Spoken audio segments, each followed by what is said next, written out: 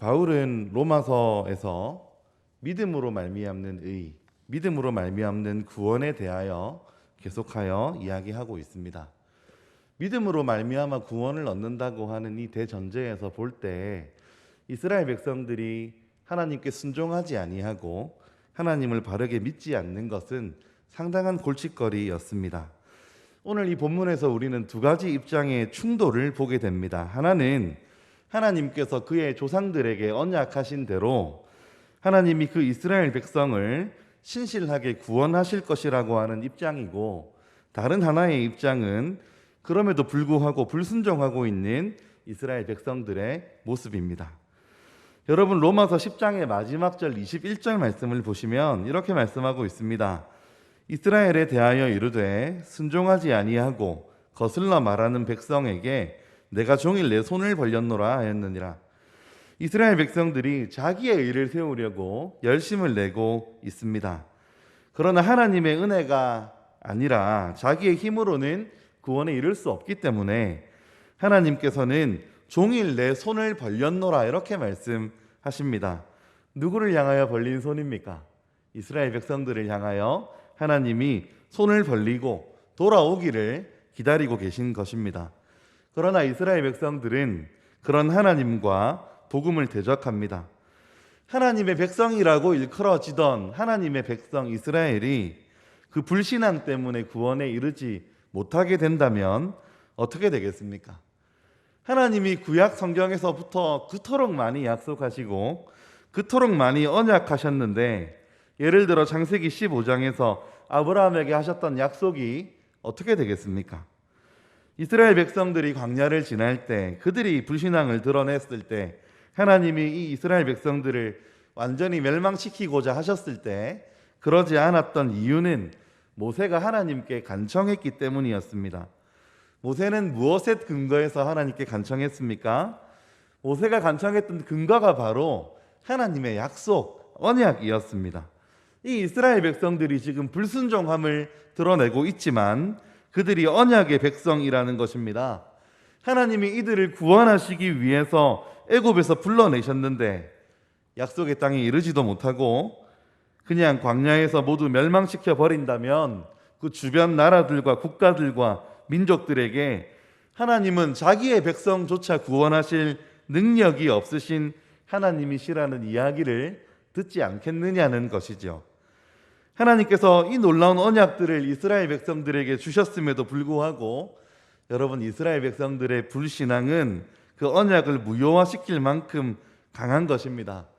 예수님을 통해서 언약의 축복으로 믿음을 통해 구원받는 길을 하나님이 열어주셨는데, 믿음을 통해 구원받는 그 길을 믿지 않으면 어떻게 되는 것입니까?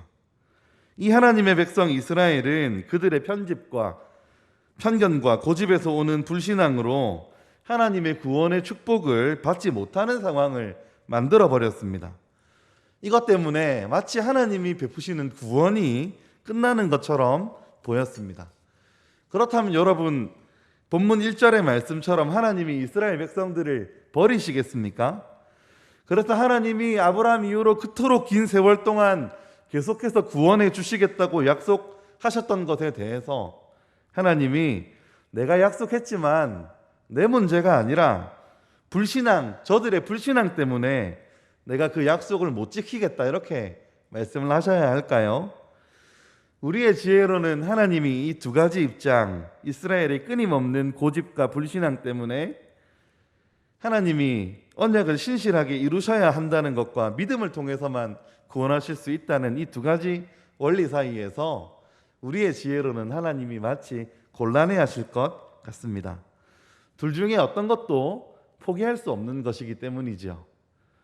그렇지만 하나님은 정말로 이 이스라엘 백성들을 이 두 가지 모두를 만족시키는 기가 막힌 지혜로운 방법으로 하나님께서 약속도 지키시고 믿음으로만 이루어지는 구원도 이루어내시는 지혜를 보여주십니다.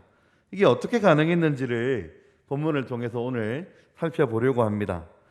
첫째로 모두가 멸망의 길로 달려가는 이스라엘 민족에게 하나님은 구원받을 사람들을 남겨두셨습니다. 이 사람들이 남겨져 있는 것은 하나님의 주권적인 은혜이지만 그럼에도 불구하고 이들의 믿음으로 이들은 남겨졌습니다. 이 사실을 설명하기 위해서 바울은 엘리야의 예를 들고 있습니다. 3절 말씀 보시면 가뭄과 비로 갈멜산에서 하늘에서부터 불이 내려와서 재물을 태우는 것으로 하나님을 증거했지만 불신앙으로 떨어져 버리고 마는 절망적인 백성들을 보면서 엘리야가 말합니다. 하나님, 이 백성이 완고해서 주의 선지자들도 죽이고 하나님의 제단도 헐어버리고 결국 하나님 섬기는 사람이 나 혼자 남았을 뿐인데 마지막 남아있는 저도 죽이려고 그럽니다 라고 이야기했을 때 하나님이 하신 대답이 4절에 기록되어 있습니다. 여러분 4절 말씀 한번 보십시오. 그에게 하신 대답이 무엇이냐? 내가 나를 위하여 바알에게 무릎을 꿇지 아니한 사람 7,000명을 남겨두었다 하였으니 5절에서 7절은 이 7,000명에 대한 내용들입니다. 하나님의 주권적인 은혜로 이스라엘 모든 사람들, 모든 이스라엘이 멸망하도록 내버려 두지 아니하시고 얼마의 사람을 남기셨다는 것입니다. 그들은 믿음을 통해서 이 은혜를 받았습니다. 하나님은 약속도 지키셨고 그리고 믿음의 원리도 세워주셨습니다. 한 걸음 더 나아가서 하나님은 이스라엘의 민족적 이 이스라엘 사람들 중에 멸망의 자리로 간 사람들의 자리 중에 많은 부분을 이방인들로 채우셨습니다. 그래서 이 이방인들에게 정말 예기치 못했던 예상치 못했던 축복이 오게 된 것이죠. 여러분 11절 12절 말씀 한번 보실까요? 그러므로 내가 말하노니 그들이 넘어지기까지 실족하였느냐? 그럴 수 없느니라. 그들이 넘어짐으로 구원이 이방인에게 이르러 이스라엘로 시기나게 함이니라. 그들의 넘어짐이 세상의 풍성함이 되며 그들의 실패가 이방인의 풍성함이 되거든 하물며 그들의 충만함이리요. 여러분 그렇다면 이방인들을 위한 여분의 자리가 얼마나 될까요? 여러분 25절 한번 보시겠습니다. 형제들아 너희가 스스로 지혜에 있다 하면서 이 신비를 너희가 모르기를 내가 원하지 아니하노니 이 신비는 이방인의 충만한 수가 들어오기까지 이스라엘의 덜어는 우둔하게 된 것이라. 그렇습니다. 여러분 이방인의 충만한 수입니다. 숫자가 얼마인지 정확하게 알 수는 없지만 여러분 적은 숫자는 아니겠죠. 충만한 숫자라고 이야기를 하니까요. 하나님은 이 불신앙적인 이스라엘 민족의 멸망의 자리에 이방인들을 채우고 계십니다. 하나님은 하나님의 그 주권적인 은혜로 이방인들이 이 구원에 참여하게 하십니다. 사람의 관점으로 이야기를 하면 구원받는 이방인들은 복음에 대해서 믿음으로 신앙으로 응답하는 사람들입니다. 이 이방인 구원은 처음부터 하나님의 계획이었습니다. 하나님은 구약에서 수많은 언약을 통해서 이방인도 동일한 축복을 얻게 될 것임을 보여주셨습니다. 그렇기 때문에 하나님은 약속도 이루셨고 신앙의 원리도 이루셨습니다. 셋째로 여분의 자리를 뺏겨버린 민족들, 이 이스라엘 민족, 비록 남은 자들이 구원받기는 했으나 이방인들에게 자신들의 구원을 빼앗겼다는 생각이 들 수 있습니다. 그러나 그렇지 않습니다. 하나님께서 이방인을 구원하신 또 다른 이유가 11절 말씀 보시면 시기나게 하기 위해서였기 때문입니다. 여러분 13절 14절 말씀에 바울은 자신이 열심히 이방인의 구원을 위해서 일하는 의도를 이렇게 말합니다. 14절에 이는 혹 내 골육을 아무쪼록 시기나게 하여 그들 중에 얼마를 구원하려 함이라. 이 말은 하나님이 이방인들에게 구원의 축복을 베푸심을 통해서 이 완고하고 불신앙을 보여주고 있는 이스라엘을 더 많이 구원하시기를 원했다는 것을 보여줍니다. 정말로 자존심과 자만심으로 가득한 이스라엘 백성들, 이 백성들이 정말로 하나님께서 이방인들에게 복 주시는 것을 보고 시기심이 생겨서라도 하나님께 돌아오기를 바라는 것입니다. 하나님은 아브라함과 족장들에게 그들의 후손의 구원에 대해서 약속하신 것을 이처럼 하나님의 지혜로 신실하게 이루어 가십니다. 그래서 하나님은 멸망의 자리에 있는 이 이스라엘의 빈자리를 이방인들로 모두 다 채우시는 것이 아니라 여전히 이스라엘이 시기심으로 자극을 받아서 돌아오도록 독려하여서 이스라엘 사람들로 더욱 채워가려고 하십니다. 그러나 이것도 불신앙하는 자들을 무조건 받으시겠다는 것이 아니라 믿음으로 받으십니다. 26절에서 27절이 바로 하나님이 이들을 돌이켜서 구원받게 하실 것을 말씀하신 것입니다. 여러분, 이 방금 말씀드린 세 가지를 보면 사람의 불신앙, 사람의 편견과 고집이 하나님이 말씀하시는 언약을 끊어버리지 못함을 보게 됩니다.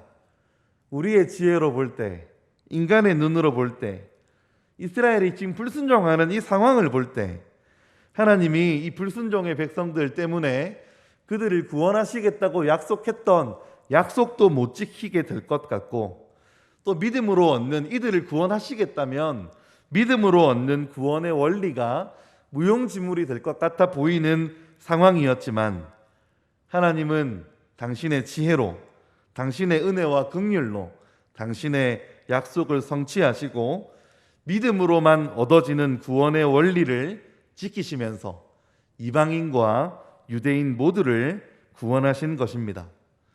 사랑하는 성도 여러분, 사람은 불성실합니다. 사람은 완고합니다.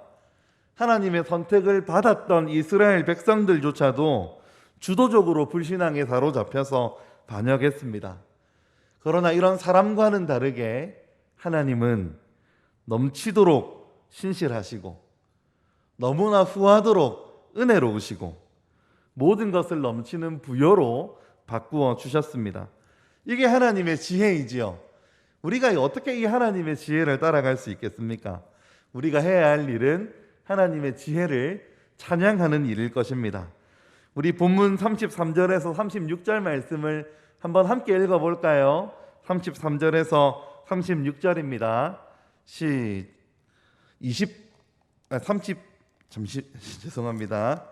33절에서 36절 말씀입니다. 시작. 깊도다 하나님의 지혜와 지식의 풍성함이여 그의 판단은 헤아리지 못할 것이며 그의 길은 찾지 못할 것이로다. 누가 주의 마음을 알았느냐? 누가 모사가 되었느냐?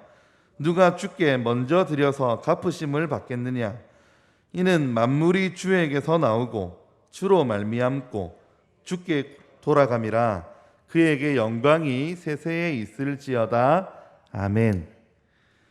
누가 하나님께 자문위원이 되어서 가르쳐줄 사람이 있겠습니까?